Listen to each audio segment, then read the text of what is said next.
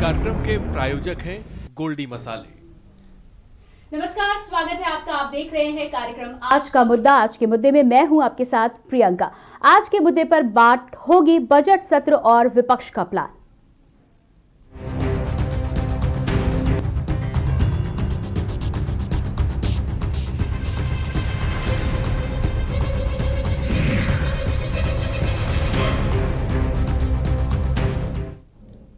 उत्तर प्रदेश में 18 फरवरी को राज्यपाल के अभिभाषण से शुरू होने वाले विधानमंडल के बजट सत्र से पहले विपक्ष और सरकार ने अपनी अपनी तैयारी पूरी कर ली है। विपक्ष सरकार को घेरने की तैयारी कर चुका है तो सरकार विपक्ष की काट खोज रहा है। कानून व्यवस्था, महंगाई, कोरोना संकट में बड़ा भ्रष्टाचार, गन्ना मूल्य भुगतान के मुद्दों को लेकर विपक्ष सदन में पहुंचेगा तो वहीं 2022 यूपी विधानसभा चुनाव को देखते हुए ये बजट योगी सरकार का आखिरी बजट होगा, जिसके सहारे बीजेपी जनता के दिलों पर पहुंचने की पूरी कोशिश करेगी। एक तरफ विपक्ष का प्लान है तो दूसरी तरफ सरकार भी तैयार है। मुद्दे में इसी पर चर्चा करेंगे, लेकिन उसके पहले आइए आपको दिखाते हैं एक रिपोर्ट।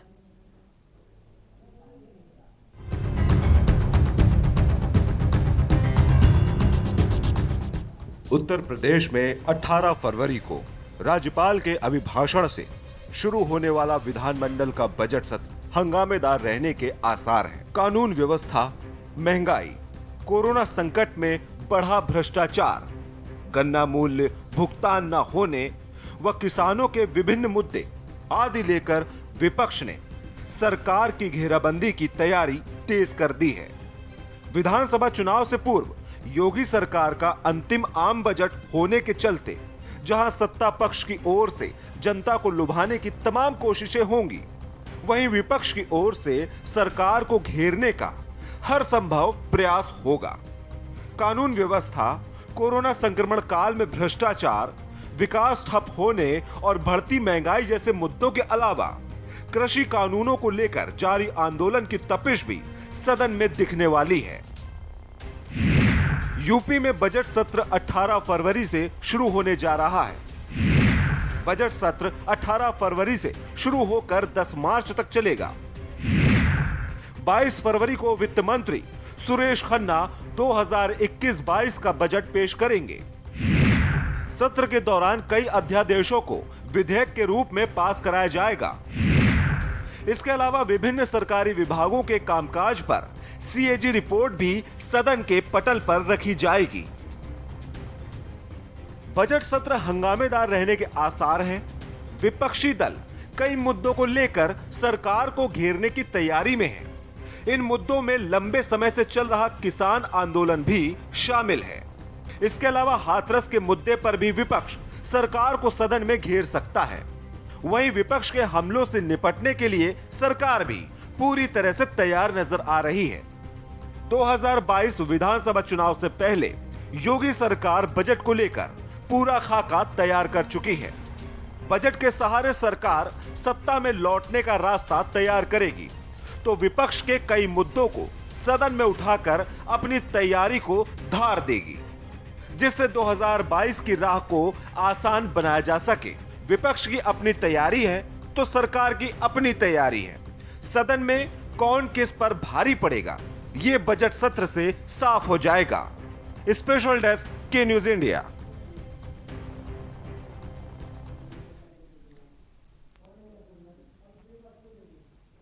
आज के मुद्दे में हम चर्चा करने वाले हैं उत्तर प्रदेश सरकार के बजट को लेकर। एक तरफ जहां सरकार बजट को लेकर चाक चौबंद है तो वहीं विपक्ष भी मुद्दों को लेकर कमर कस चुका है। देखना यह है कि जनता की गेंद किसके पाले में जाने वाली है। इसी को लेकर आज हम चर्चा करने वाले हैं। हमारे साथ एक पैनल भी मौजूद रहेगा जिसमें राघवेंद्र सिंह, प्रवक्ता बीजेपी, संतोष दुबे, प्रवक्ता आप हमारे साथ रहेंगे, मनोज यादव, नेता सपा हमारे बीच मौजूद रहेंगे, अभिषेक वाजपेयी, प्रवक्ता कांग्रेस, इसके अलावा भूपेंद्र तिवारी, अर्थशास्त्री भी हमारे बीच मौजूद रहेंगे। सबसे पहले आप सभी लोगों का बहुत बहुत स्वागत।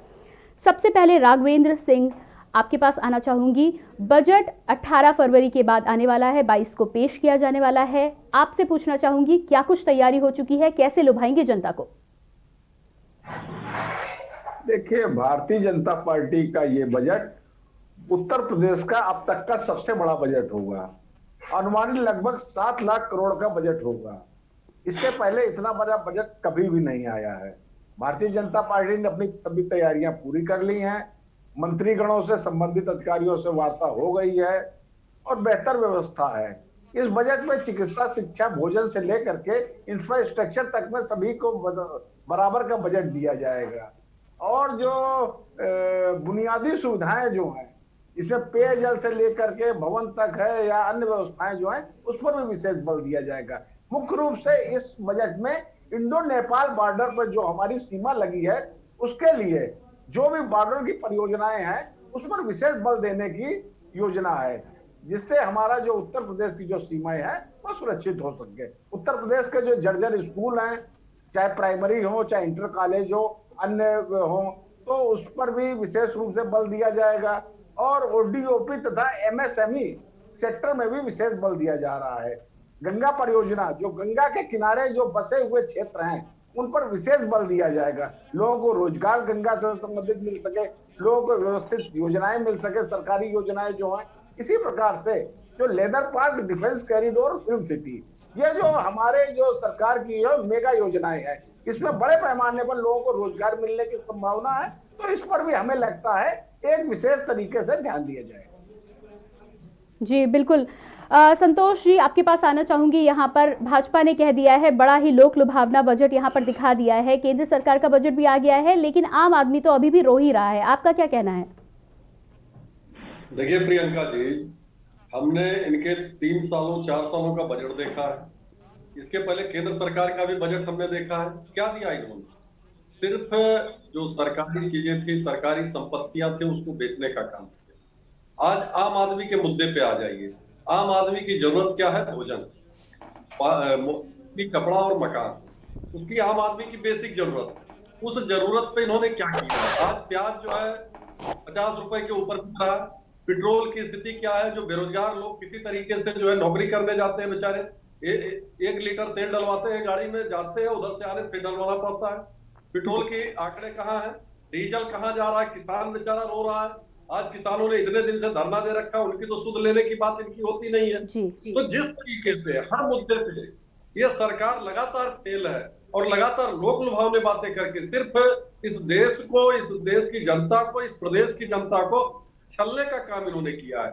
आप स्कूल की बात अभी भारतीय जनता पार्टी के प्रवक्ता करते, उसके लिए हम जो है बहुत अच्छा बजट ला रहे हैं। 3 साल से स्कूल की स्थिति क्या है, हम लोगों ने उस स्कूल को दिखाया, उस अस्पताल को दिखाया कि ये इनका स्कूल है और ये पढ़ने का जो है, इनका पढ़ाने का जो ये सिस्टम है, उसको देखिए। तो 3 साल में तो ये कुछ कर नहीं पाए। ये आखिरी साल है, किसी तरीके से इस बजट को भी पास कर ले और पास कराने के बाद फिर वही रोना होगा। जी बिल्कुल। गैस का दाम देख लीजिए, आज क्या लगातार गैस का दाम बढ़ रहा है। तो जो बेसिक जरूरत है, रोटी, कपड़ा और मकान, जिससे आम आदमी जो है 2 जून की रोटी किसी तरीके से इकट्ठा करता है, आता है, इस सरकार का कोई विचार नहीं है। ना कोई ऐसी योजना इनके पास है कि जो है इसको करने का काम करे। सिर्फ ये पूंजीपतियों को, उद्योगपतियों को, उनको मजबूत करने का काम करते हैं और उन्हीं का बजट लेके देखिएगा फिर आएंगे। जी मनोज यादव, मुद्दे बहुत सारे हैं और सरकार बहुत सारे मुद्दों पर नाकाम भी हुई है। आप कैसे घेरने की तैयारी कर रहे हैं? देखिए प्रियंका जी, स्पष्ट है कि सरकार अपना अंतिम पूर्णकालीन बजट प्रस्तुत करने जा रही है। एक शब्द का इस्तेमाल किया गया कि सबसे बड़ा बजट। तो बीजेपी के हम अपने काबिल साथी को बता दें कि जो भी सरकार अपना बजट प्रस्तुत करती है तो वो पिछले बजट से और पूर्व के जितने भी बजट होते हैं उनसे बड़ा ही बजट होता है, छोटा बजट नहीं होता। तो ये गोल गोल गोल जलेबी की तरह घुमाने वाली राजनीति ना बताया करिए। बड़े बजट में आप क्या करने जा रहे हैं प्रदेश की जनता के लिए और किस तरीके से भला कर सकते हैं वो बताइए। आज देश की राजनीति पे, उत्तर प्रदेश की राजनीति में सबसे अगर कोई बड़ा मुद्दा है तो वो किसानों का है। क्या सरकार नरेंद्र मोदी जी के बजट की तरह ही इस बार उत्तर प्रदेश के किसानों को झुनझुने जैसा ही लगेगा? सेस की बात की जाएगी कि हम 4 रुपए सेस, कृषि सेस लगा रहे हैं डीजल, पेट्रोल, गैस पे, तो क्या उसके तीसरे दिन गैस के दाम बढ़ जाएंगे 50 से 75 रुपए, पेट्रोल 100 रुपए छू जाएगा और डीजल 90 रुपए पहुंच जाएगा? तो ये वाली जादूगरी अगर है तो निश्चित तौर पे कहीं ना कहीं जनता ठगा महसूस करेगी। वैसे मेरे साथ एक्सपर्ट लोग बैठे हैं, तमाम राजनीतिक दलों के लोग हैं प्रियंका जी। आपको बेहतर पता होगा कि अब तक उत्तर प्रदेश में पूर्व के 4 बजटों में कोई ऐसी चीज नहीं आई जो आम जनता के लिए हो। हाँ, कुछ एजेंडे हैं, उन एजेंडे के हिसाब से सरकार ने अपने काम किए और उसी पे मेरे ख्याल से वो फोकस भी है। लेकिन समस्याएं उत्तर प्रदेश में बहुत है। किसानों का एक मुद्दा, नौजवानों का दूसरा मुद्दा, और व्यापारी जो छोटा व्यापारी, अडानी अंबानी की मैं बात बिल्कुल नहीं करूंगा, उनके लिए सारे बैंकों के दरवाजे खुले, जितना चाहे उतना पैसा सरकार से वो कभी भी एनी टाइम 24 घंटे उपलब्ध है। लेकिन हमारे जो आम छोटे व्यापारी हैं उनके लिए सरकार क्या फोकस करेगी, ये महत्वपूर्ण होगा। और अगर सरकार इसमें फेल होती है तो मैं आपको बता दूं प्रियंका जी कि परिणाम इस सरकार के लिए बहुत ही घातक होगा। ये बात में बेहतर एक पार्टी के प्रवक्ता की हैसियत से विधानसभा चुनाव आम जनमानस और राजनीतिक विश्लेषक बन के ये बात कर रहा हूं। जी जी बिल्कुल। अभिषेक बाजपेयी, आपके पास आना चाहूंगी। राघवेंद्र जी ने बड़े ही लोक लुभावने तरीके से बजट को प्रस्तुत किया है और साथ ही साथ तमाम ऐसी चीजें बताई हैं जो आने वाले समय में लोगों को अपने तरफ खींचने का ध्यान तो करेंगी, लेकिन महंगाई पे यदि हम बात करें तो आम इंसान रोता हुआ ही नजर आता है।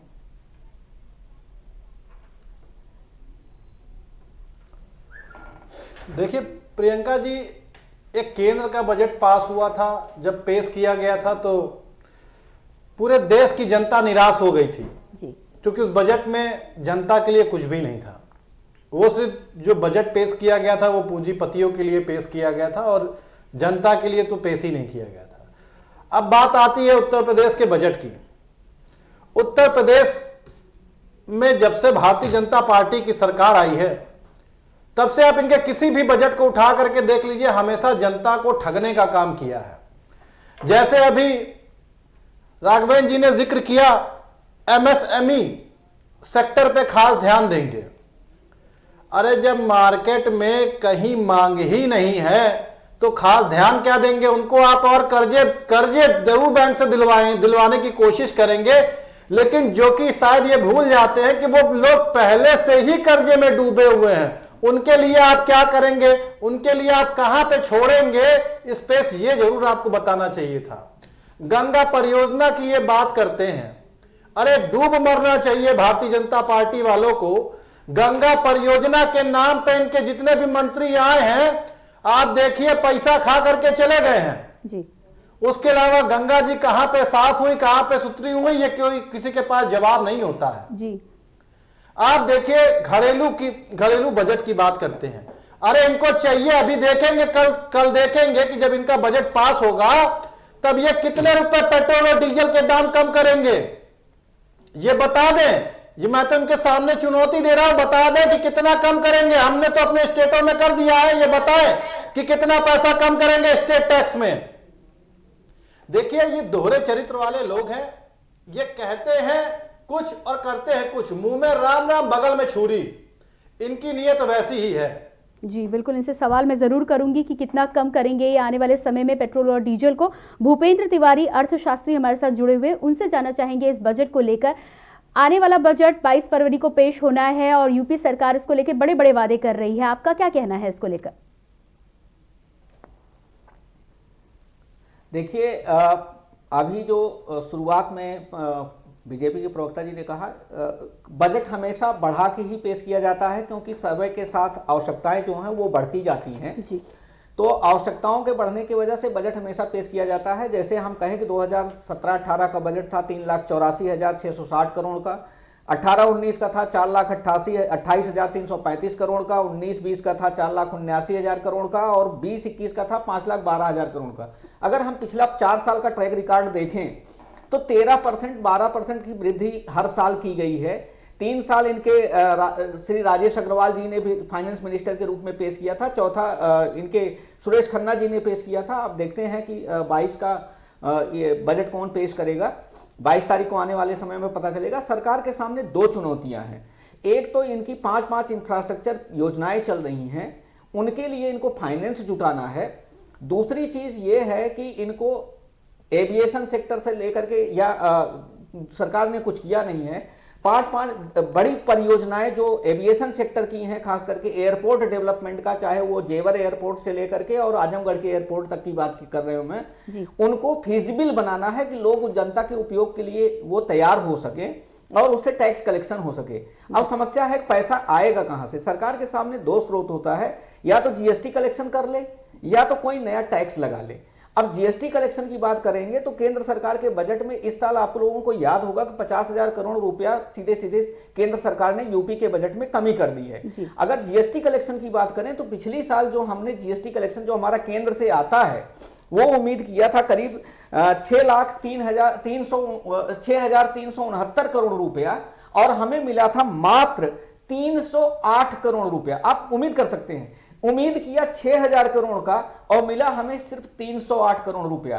तो सबसे बड़ा सवाल है, इसके बावजूद पिछला बजट जो पेश किया था उसको सरकार ने करीब 1.53% का सरप्लस बजट पेश किया था। सरप्लस बजट का मतलब यह होता है कि आपके पास अब ग्रोथ के एवेन्यूज नहीं है, मतलब आप ग्रोथ कर चुके हैं तभी तो आपके पास सरप्लस है।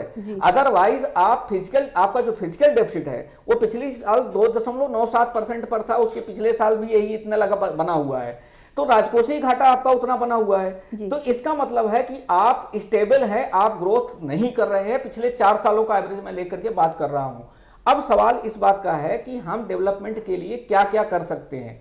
तो सबसे पहले टैक्स बेस बढ़ाइए, दूसरा है टैक्स रेट लेकिन को कम उससे तो करिए। जनता की अगर आप कमर वैट को टूटेगी। कम कर देते हैं तो आपका दूसरा एंगल भूपेंद्र तिवारी जी, टैक्स यदि बढ़ता है तो उससे जनता की कमर टूटेगी।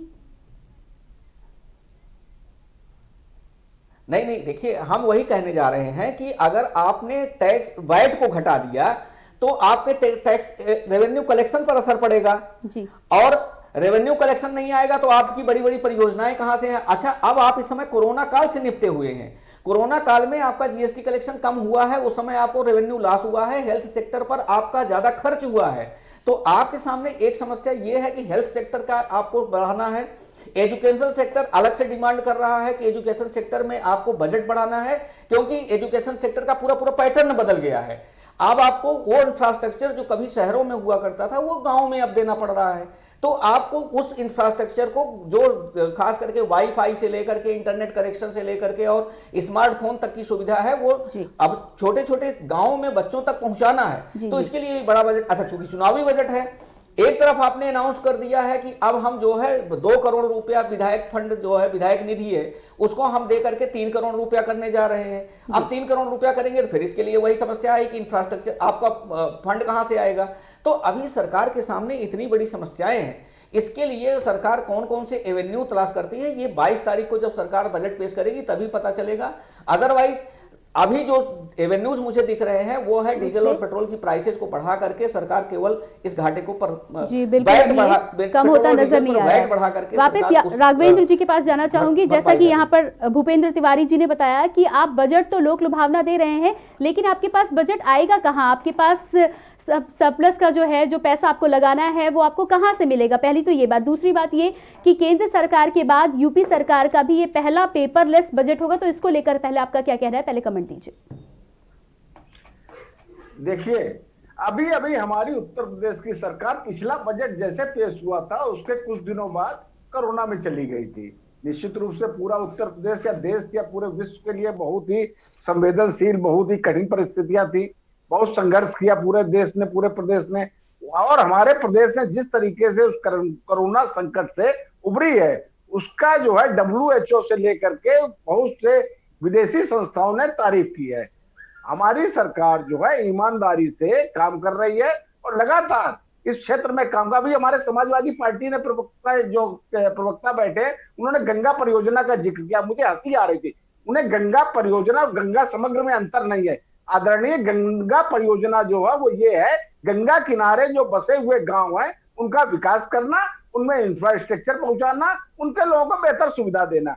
गंगा समग्र जो है वो ये है गंगा की सफाई करना। पहले तो मूलभूत अंतर आप समझ लीजिए। और समाजवादी पार्टी जो जिस तरीके से वो काम करती थी वो बेहतर है, वो जानता है पूरा उत्तर प्रदेश और देश। उनकी जो योजनाएं जो होती थी पहले घपले घोटाले से संबंधित होती थी, उसके बाद बजट आता था। मैं बात करना चाहता हूं जो लखनऊ आगरा एक्सप्रेस वे है उसमें घपला हुआ था, बड़े पैमाने पर घपला हुआ था। उसमें जो है जांच चल रही है, निश्चित रूप से बड़े बड़े लोग बेनकाब होंगे। हमारी सरकार जो ईमानदारी से काम कर रही है और इंफ्रास्ट्रक्चर को भी बढ़ाने का काम कर रही है, और निश्चित रूप से जो धन आता है वो तो आय के माध्यम से ही आता है, राजस्व से ही आता है, तो उसमें बेहतर तरीके से हम लोग राजस्व इकट्ठा करेंगे और मूलभूत सुविधाएं पूरे उत्तर प्रदेश को देने का। पेट्रोल डीजल के दाम आप बढ़ाएंगे और वहां से ही जब पैसा आएगा तो बजट आगे बढ़ेगा। मनोज यादव जी कह रहे हैं राघवेंद्र जी की सपा सरकार तो पहले घोटाले करती है और उसके बाद ही बजट आगे आता है, क्या कहना है आपका?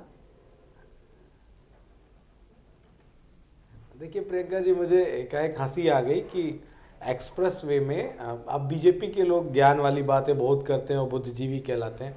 मुझे भी अच्छा लगता है ऐसा सुन के, लेकिन धरातल पे ऐसा महसूस नहीं होता है, क्योंकि जब भी डिबेट करते हैं तो अनर्गल प्रलाप करते हैं। आप बताइए, जिस एक्सप्रेस वे की बात कर रहे हैं उसका 3 से 4 बार सरकार जांच करा चुकी है और उसके ऑडिट्स हुए हैं और उसकी जांचें हुई, कुदालें चली हुई उस एक्सप्रेस वे पे, लेकिन मिला कुछ नहीं और वो क्लीन चिट है। तो सरकार ने, मतलब उत्तर प्रदेश की योगी सरकार ने उसको क्लीन चिट दिया और बीजेपी के प्रवक्ता उसको घोटाले की रोड बता रहे हैं, तो मुझे कहीं ना कहीं हंसी आएगी, क्योंकि इन लोगों का एक लाइन मेरी सुन लीजिए, उसका जवाब दीजिएगा। बात करने का उसमें जो पैसा लिया गया था, जो राजस्व, लेकिन मैं फिर जनता को जो आवंटित की गई, जैसा हमारे घोटाला हुआ है, सड़क पे घोटाला नहीं हुआ है। राघवेंद्र जी, मैं आपके पास वापस आऊंगी, मनोज यादव को अपनी बात पूरी कर लेंगे जी।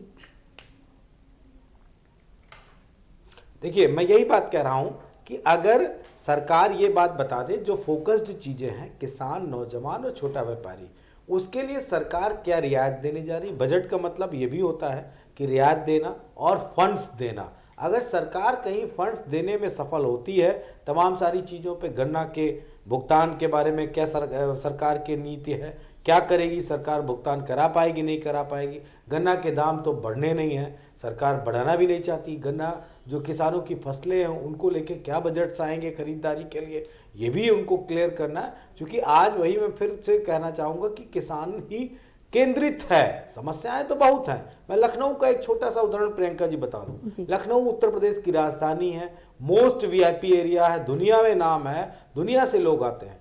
आपको पता है 170 टूटी सड़कें लखनऊ शहर के अंदर हैं, जो आज तक, मैं पिछले 20-22 साल से लखनऊ में हूं, कभी भी इस तरह मैंने नहीं देखा। किसी की भी सरकार रही, पूर्व में राजनाथ सिंह की भी सरकार थी, कल्याण सिंह की भी सरकार थी, कभी भी इस तरह लखनऊ में स्थित नहीं रही। लेकिन 170 टूटी सड़कें हैं, सड़क बनाने के लिए सरकार के पास पैसा नहीं है। जी। तो बताओ, इस सरकार से, इसके सरकार के बजट पे मैं क्या चर्चा करूं, सरकार की नीयत पे, मनसा राघवेंद्र जी जवाब दीजिए आप, जब अपनी ही राजधानी की सड़कें नहीं बनवा सकते। जी मनोज जी, मैं आपके पास वापस आऊंगी। राघवेंद्र जी जवाब दीजिए आप।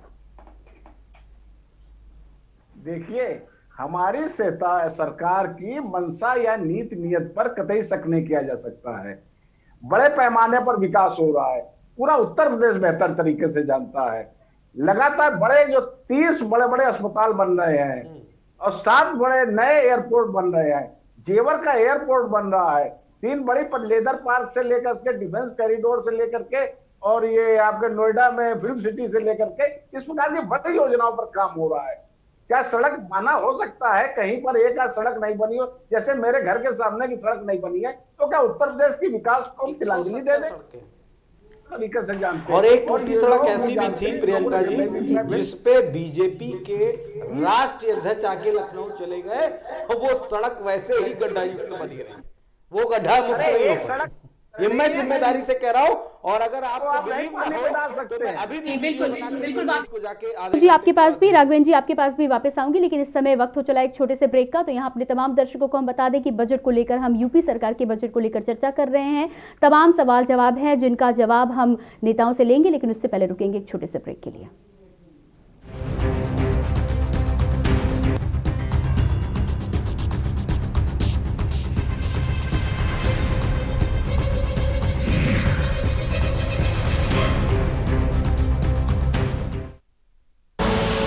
आप देख रहे हैं के न्यूज, खबरों का सारथी। धुएं की काली बदरी हट सी गई, खुशहाली देखो अब हर तरफ बरसी गई। उज्ज्वला योजना जब से है घर में आई, सेहत की फुलवारी अब जीवन में खिल सी गई। प्रधानमंत्री उज्ज्वला योजना देती आ रही है देश की महिलाओं को सेहत, समय और समृद्धि की खुशहाल सौगात और मिल रही है हरित एवं स्वच्छ ऊर्जा, ताकि खुशियों की ये लौ सदैव ऊर्जित और उज्ज्वलित रहे। योजना के तहत करोड़ों घरों को मिल रहे हैं कोरोना के मुश्किल हालातों में मुफ्त cylinder. GGS Education Group launches 20% discount on academic fee of courses MBA, BBA, BCA, BFSI and GM, D Pharma, B Pharma. Offers best infrastructure, best transport facility, best academic service and best placement service. Register today to avail 20% discount. Call 9971 496 497 or visit the campus Kanpur Lucknow highway near Unnao. GGS education group. खुदी को आजमाया है तो ये अंदाज आया है, खुदी को आजमाया है तो ये अंदाज आया है। तुम में भी मैं हूं, शुद्ध प्लस पान मसाला। आप देख रहे हैं के न्यूज, खबरों का सारथी।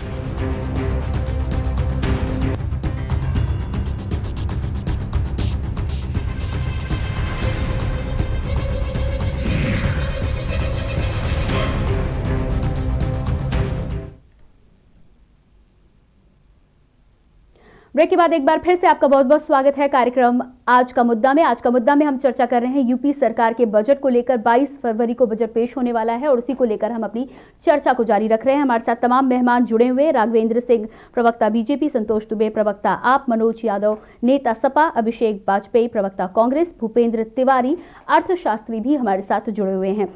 संतोष दुबे जी, अगला सवाल मेरा आपसे है। यहाँ पर तमाम मुद्दों की बात होती है, जितने बार भी हम बात करते हैं, राघवेंद्र जी इंफ्रास्ट्रक्चर की बात करते हैं, एयरपोर्ट की बात करते हैं, कहीं पर भी महंगाई की बात नहीं हो रही है, किसानों के गन्ना मूल्य का अभी तक भुगतान नहीं हुआ, उसकी बात नहीं हो रही है। बात कर रही है कि यही भारतीय जनता पार्टी के लोग थे जब सरकार 2014 में नहीं आई थी, तो यही लोग सड़क पे उतरकर गैस सिलेंडर आज को गले में पहनकर चिल्लाते थे कि बहुत हुई महंगाई की मार सरकार। आज मैं उन्हीं लोगों से पूछना चाहते हैं, आम आदमी आज पूछ रहा है कि भाई आज वो महंगाई की मार वाला जो नारा था वो कहाँ चला गया। यही प्रधानमंत्री जी संसद में खड़े होकर कह रहे थे कि लोग आंदोलन जीवी हैं। मैं उनसे पूछना चाहता हूँ कि आज जो लोग आंदोलन कर रहे हैं, जब ये उस समय आंदोलन कर रहे थे और उसी आंदोलन के बल पर ये सत्ता में आए, तो तब ये आंदोलन जीवी नहीं थे, तब इनको ये नहीं दिखाई दे रहा था। आज ये जो महंगाई की मार जनता के ऊपर पड़ी है, जनता त्राहि त्राहि कर रही है। जनता को ये लोक लुभावने जो नारे देते हैं, जो मानसिक रूप से जो है लोगों को प्रताड़ित करने का काम कर रहे हैं, जनता इससे उब चुकी है। किसान हमारा आज 2 महीने हो गया बैठा हुआ है, पूरा ठंडी उसने जो है सड़क पे काट दी। एक भी जो है इनका नुमाइंदा उनसे मिलने नहीं गया, उनसे बात नहीं करना चाहता। ऐसी स्थिति क्यों आई है देश में? ऐसा अन्नदाता हमारा वहां खड़ा हुआ है, बैठा है, रो रहा है, उसको रोना पड़ा अन्नदाता को कि जो है भाई हमारी बात सुनो, लेकिन ये सुन नहीं रहे। इन्होंने ठान रखा है क्योंकि जनता ने इनको भरपूर बहुमत दे दिया था, एक गलती कर दी जनता ने उनको बहुमत देके। आज जनता पछता रही है, जनता कह रही है कि वो समय आने दीजिए, आपको जितने बहुमत से हमने भेजा था उतने ही बहुमत से आपको उतार लिया जाएगा। जी, तो ये स्थिति है, अन्नदाता रो रहा है, किसान रो रहा है, बेरोजगार रो रहा है, महिलाएं जो किसी तरीके से जो है चौका चूल्हा करके अपना जो है 2 वक्त की रोटी चलाती है। जी, समय बहुत जल्द आने वाला है। अभिषेक वाजपेयी, आपके पास आना चाहूंगी। आप लगातार बात कर रहे हैं कि महंगाई की मार हो रही है, किसानों की बात नहीं सुनी जा रही है। मैं आपसे पूछना चाहूंगी कि विपक्ष के नाते आप क्या करने वाले हैं, कैसे आप जनता की मदद करेंगे? देखिए, पहली चीज तो प्रियंका जी आपको याद दिला दूं कि पिछले सत्र में 10,000 करोड़ रुपए का बकाया था और 7,000 करोड़ रुपए और हो चुका। जब पेराई का सत्र पेराई खत्म होने वाला है, समझिए एक तरीके से खत्म हो चुकी, बल्कि जी। आपको याद दिला दूं कि गोंडा में जो मिल है वहां पे वहां पे अभी तक का एक भी रुपया भुगतान नहीं हुआ है।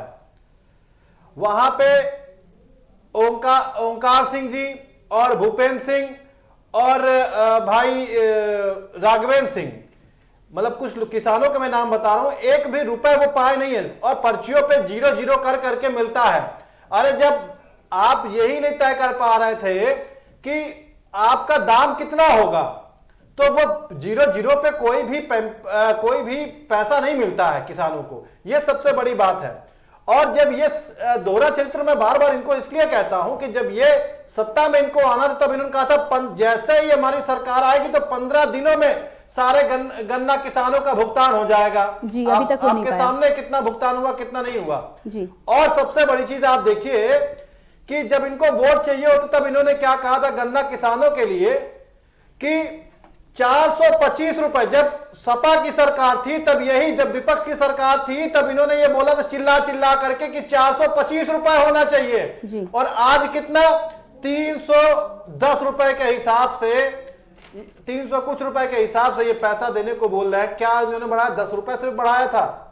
जी, सबसे पहले राघवेंद्र जी से ही पूछ लूंगी। जी राघवेंद्र जी, टैक्सेशन की आ जाइए। जी बिल्कुल, वापस आती हूँ आपके पास। अगर जीएसटी, मैं एक चीज और भूपेंद्र जी की बातों में एक चीज और जोड़ दूं प्रियंका जी, कि जीएसटी आज की डेट में सिर्फ पेनाल्टी एसेस बन के रह गया है कि अगर हम की पेनाल्टी का ही सिर्फ एसेस बन के रह गया और टैक्स पेयर हमारे उत्तर प्रदेश में कम हो गए हैं क्योंकि यहाँ पे लोगों की नौकरियां जा चुकी हैं। जी बिल्कुल, सबसे बड़ी चिंता की बात है जब लोगों के पास नौकरी नहीं होगी तो टैक्स कहां से पे करेंगे और कहां से आकर के वो अपनी जीविका चला पाएंगे। खुदरा व्यापारियों के लिए क्या है, कोई भी छूट नहीं दे पा रही है। क्या करेंगे? इनके पास देखिए इनके पास कुछ प्लान्स ही नहीं है, सिर्फ कह सकते हैं इनके पास कुछ प्लान्स नहीं है। जी बिल्कुल, जान लेते हैं प्लान। राघवेंद्र जी, सबसे पहले बात करूंगी किसान की। किसान हितैषी होने की सरकार लगातार बात कर रही है, मुद्दे पे बात करने को भी तैयार है, उसके बावजूद बात नहीं हो पा रही है। सबसे पहले ये बताइए कि गन्ना किसानों का मूल्य का भुगतान अभी तक क्यों नहीं हो पाया और उसके लिए क्या कुछ प्रयास चल रहा है? देखिए, मैं टू द पॉइंट बात कर रहा हूं। ये जो कह रहे हैं गन्ना किसानों का भुगतान नहीं हो पा रहा है, बिल्कुल सरासर गलत है। लगातार हफ्ते और 15 दिन के अंतर में लगातार चेकें दी जा रही हैं और बड़े पैमाने पर गन्ना की खरीद हो रही है। हाथ मैं नंबर देने के लिए तैयार करेंगे इसको। जनता ने आपको का काम कर अरे भाई साहब, मैं दिखाइए इसको, मैं आपको दिखा रहा हूँ। मैं खुद अपना पेमेंट की बात कर रहा हूँ। 29 जनवरी को गन्ना बेचा गया है, आज कितनी 17 फरवरी है। किसान दे रही है, गरीबों को आशियाना दे रही है, शौचालय दे रही है, सड़क दे रही है, निःशुल्क 5 लाख का बीमा दे रही है। अरे जी क्या बात करेंगे? किसान हितैषी होने की भारतीय जनता पार्टी और लोग सिर्फ गान बजाने का काम करते हैं और घपले घोटाले वाले लोग हैं। चाहे समाजवादी पार्टी हो या कांग्रेस, आम आदमी पार्टी की तो बात ही नहीं है। कांग्रेस जो है पिछले 34 सालों से उत्तर प्रदेश में नहीं है। इसी प्रकार के बयानबाजी और लंबाजी कर करके काम करते हैं और बिल्कुल इसी प्रकार से अगर करते रहे आगे आने वाले 34 साल भी नहीं रहेगी। समाजवादी पार्टी सिर्फ घपले घोटाले भ्रष्टाचार की सरकार है। जी आपके पास वापस आऊंगी मैं। भूपेंद्र तिवारी जी, सरकार आपकी नहीं है, आप लोग सिर्फ घोटाले करने में व्यस्त हैं और सरकार बना के आते हैं आप। जी मुद्दे पर वापस आएंगे, बजट को लेकर हम बात कर रहे हैं। भूपेंद्र, अभिषेक जी आपके पास वापस आऊंगी। आप बेवकूफ बनाना बंद कीजिए। अभिषेक जी आपके पास मैं वापस आऊंगी, बजट को लेकर बात कर रहे हैं हम लगातार। भूपेंद्र तिवारी, आपसे यहाँ पर जानना चाहूंगी कि भाजपा सरकार बड़े बड़े वादे तो कर रही है, एयरपोर्ट की बात हो रही है, महंगाई की बात बिल्कुल नहीं हो रही है और महंगाई को लेकर जनता इस समय त्रस्त है। आपका क्या कहना है, कैसे कम कर सकते हैं महंगाई? देखिए, थोड़ा सा अब बैकग्राउंड में थोड़ा समय दीजिएगा, इसमें थोड़ा टाइम लगेगा जी। वैट जो 2014 में जो वैट था, स्टेट वैट लगाता है, वैट 1 लीटर पेट्रोल पर 14 रुपया था, आज की डेट में 18 रुपया पर लीटर है। जो एक्साइज ड्यूटी हुआ करती थी वो 2014 में जब आपने सरकार ग्रहण किया था केंद्र में, तो एक्साइज ड्यूटी उस समय हुआ करता था 9 रुपया 95 पैसा। आज की डेट में एक्साइज ड्यूटी 34 रुपया है। उस समय आपका क्रूड ऑयल होता था 107 रुपए $160 पर बैरल, और आज की डेट में क्रूड ऑयल है आपका $61 पर बैरल। कोरोना काल में आपका क्रूड ऑयल घट करके $18 पर बैरल पर हो गया और कम हो गया। आपने कोरोना काल में अकेले 14 रुपया पर लीटर प्राइस बढ़ाई थी। अब प्राइस बढ़ा करके आपने कहा जीएसटी कलेक्शन चूंकि हमारा बहुत कम हुआ है, हमें कोरोना पर खर्च करना पड़ रहा है, हेल्थ पर खर्च करना पड़ रहा है, जीएसटी की भरपाई करनी है। लेकिन आज जब जीएसटी ट्रैक पर आ गया है तो आप एक्साइज ड्यूटी को कम कर दीजिए। आपने वैट जो बढ़ाया था कोरोना काल में जीएसटी कलेक्शन करने के लिए, उसको कम कर दीजिए, आपका काम बड़ा आसान हो जाएगा। देखिए इसका असर ये पड़ेगा कि अगर आपने इसको ऐसे ही बढ़ने दिया, इंटरनेशनल प्राइस के रिकॉर्ड में बढ़ने दिया, तो इसका परिणाम ये होगा कि आने वाले समय में इन्फ्लेशन आपका बढ़ेगा, लोगों की परचेजिंग पावर पर असर पड़ेगा, और परचेजिंग पावर कम होगी तो लोगों की डिमांड कम होगी, और डिमांड कम होगी तो आपका जीएसटी कलेक्शन फिर कम हो जाएगा। तो क्या करेंगे आप? फिर से एक्साइज बढ़ाएंगे, फिर से आप वैट बढ़ाएंगे। दिक्कत यह है कि सरकार को अपना टैक्स बेस बढ़ाना है, टैक्स रेट, जबकि सरकार टैक्स रेट बढ़ा करके इसकी भरपाई कर रही है। तो ये यहां पर एक समस्या यही है सबसे बड़ी सरकार की, कि महंगाई को कम करने के लिए आपको जीएसटी या जो आपका वैट बढ़ रहा है उस पर लगाम लगाइए, महंगाई को कम करिए, और महंगाई से आप कंजम्पशन को बढ़ा सकते हैं। क्योंकि कोरोना काल के बाद आपका सबसे ज्यादा हीटेड एरिया क्या है? पेट्रोलियम प्रोडक्ट का असर पड़ेगा एग्रीकल्चर सेक्टर पर, पेट्रोलियम का असर पड़ेगा एविएशन पर। पेट्रोलियम, अगर आप इतने एयरपोर्ट बना देंगे, एविएशन आपका फैक्टर लोड जो है वो 60% के फैक्टर लोड पर एविएशन उड़ान भर रहा है। रोज बेंगलोर और चेन्नई और दिल्ली की फ्लाइटें 5-5 फ्लाइटें कैंसिल हो रही हैं।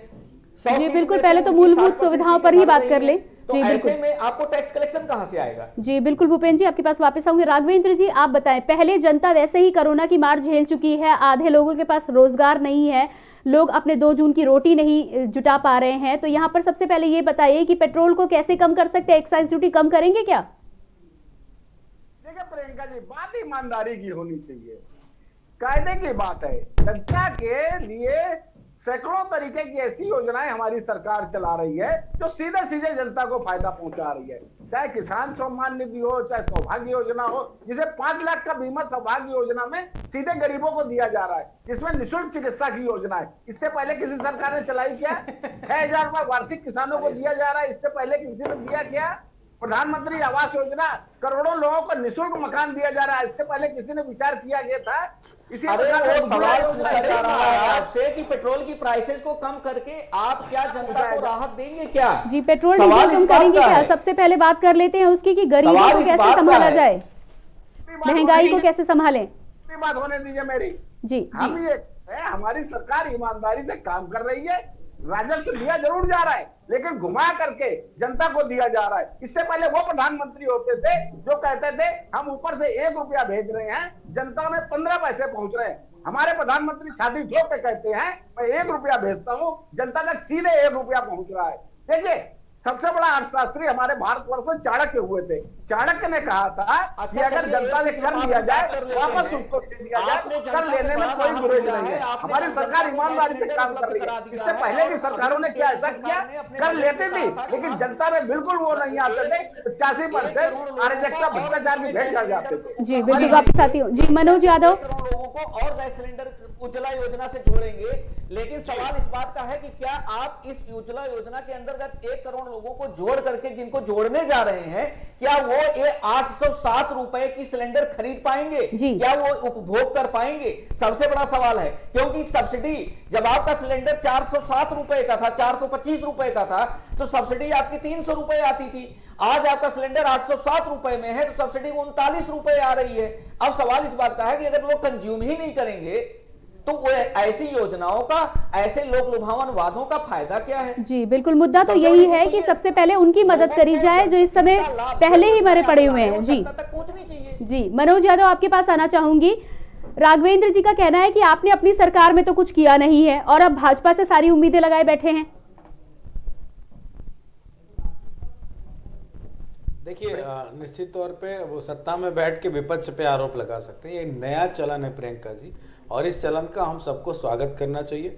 अब चूंकि राघवेंद्र जी नहीं है ना, मैं इनको मीठी चाय और मीठा लड्डू खिलाता जरूर कि एक नया दौर शुरू हुआ है कि सत्ता विपक्ष पे सवाल पूछता है। चलो ठीक है, आप पूछ सकते हो, आपका भारत है, नया भारत है, नए भारत में ये चलन भी है।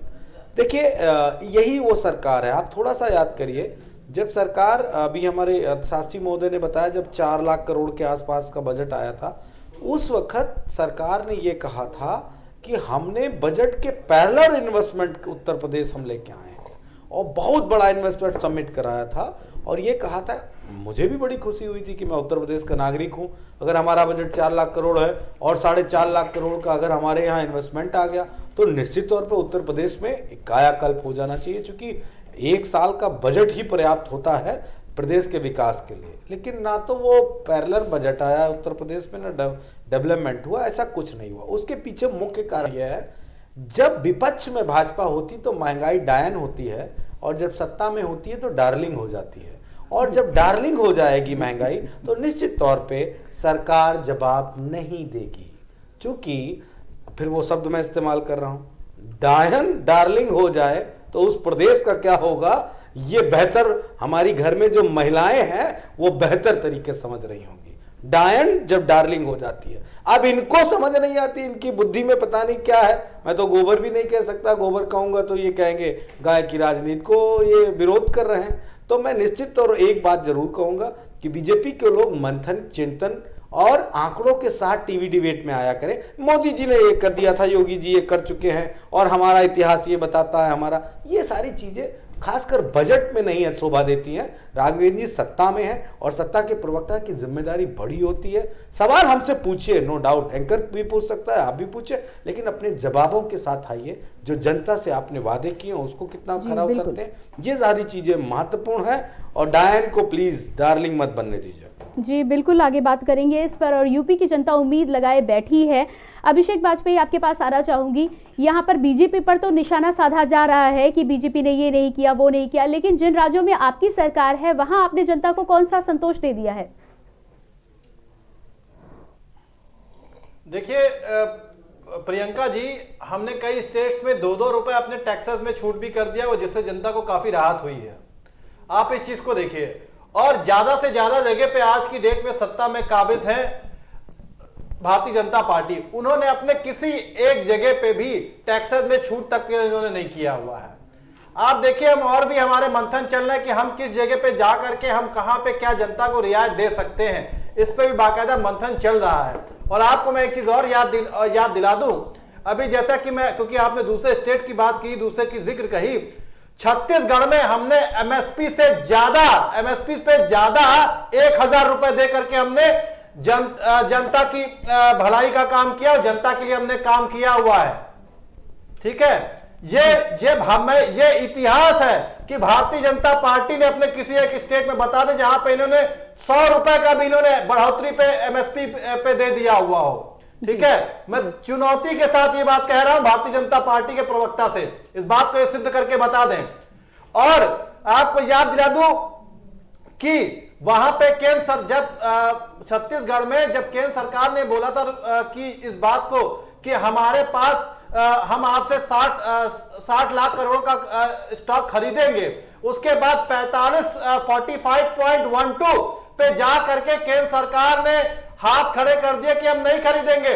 उसके बावजूद स्टेट गवर्नमेंट ने वहां पे सबसे अधिक खरीदारी की और जा करके तकरीबन क्या किया कि उन्होंने 1000 रुपए ज्यादा एमएसपी पे खरीदारी की।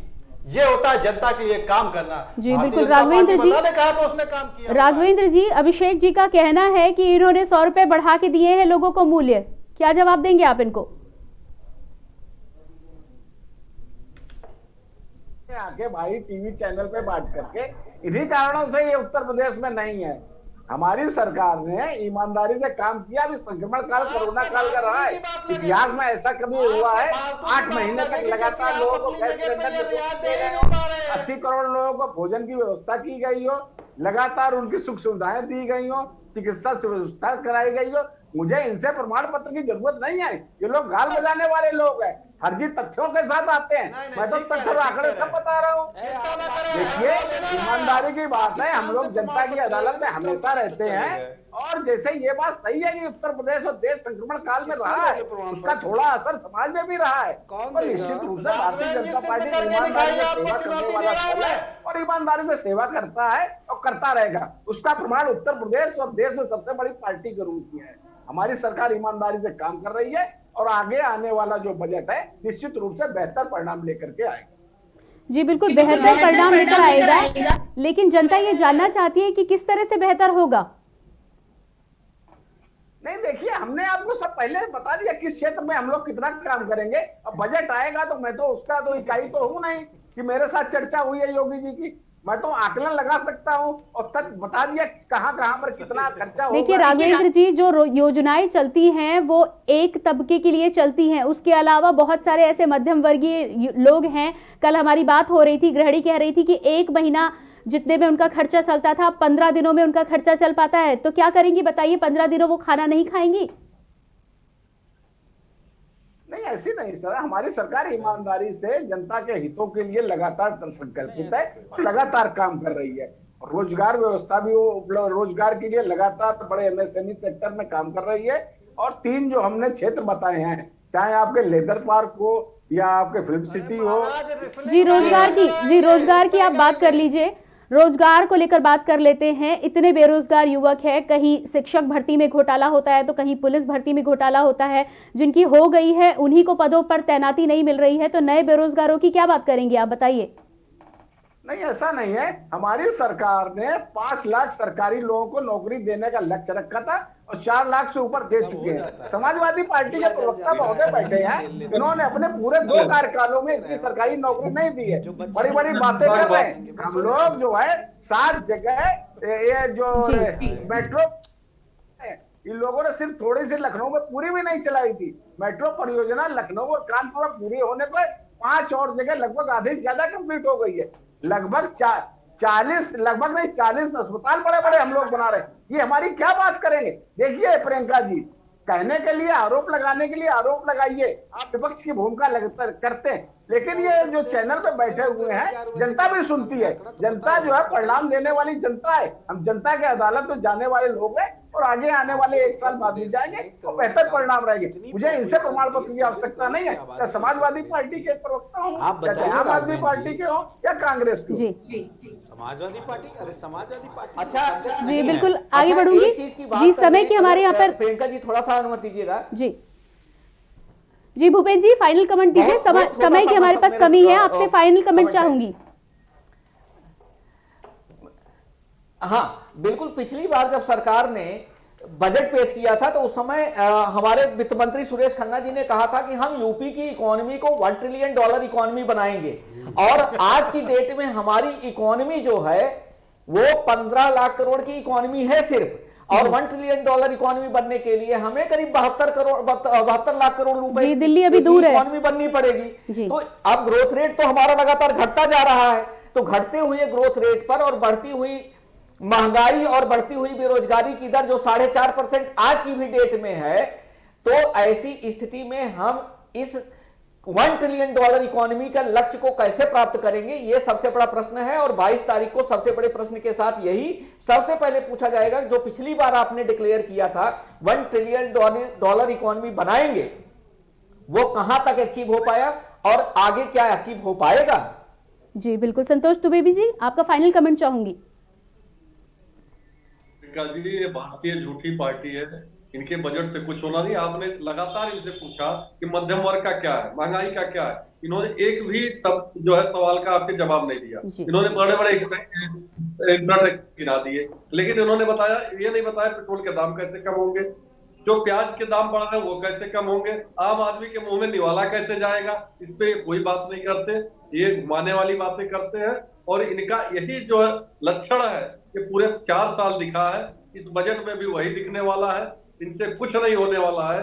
इस बार इनको जनता पूरी तरीके से उखाड़ के फेंकने वाली है। जी बिल्कुल। मनोज यादव जी कंक्लूड कीजिएगा। निश्चित तौर पे प्रियंका जी, उत्तर प्रदेश की एक आम जनमानस की आवाज़ बनते हुए मैं इस बात को कहूँगा कि किसी भी सरकार और विपक्ष को आरोप प्रत्यारोप करने का बिल्कुल नैतिक और संवैधानिक उनको ये दायित्व जिम्मेदारी भी है और उनको अधिकार भी है। लेकिन मैं उत्तर प्रदेश का नागरिक होने के नाते उम्मीद करूंगा कि सरकार इस बार बेहतर बजट प्रस्तुत करेगी। राजनीति निश्चित तौर पे तमाम सारे ऐसे मुद्दे जिन पे होगी, लेकिन हमारे देश जो प्रदेश के नौजवान हैं जिनको रोजगार की उपलब्धता नहीं करा पा रही है सरकार कोरोना काल के बाद, और जिस तरीके से किसानों की बड़ी समस्याएं, व्यापारियों की बड़ी समस्याएं और महंगाई एक बड़ा मुद्दा बन के लगभग पूरे देश में उठ रहा है, उन सब पे उत्तर प्रदेश के हिस्से में जो है बजट और उत्तर प्रदेश की योगी सरकार वो बेहतर करने की कोशिश करेगी, ऐसा मैं उम्मीद करता हूं, क्योंकि ये आम जनमानस के लिए है।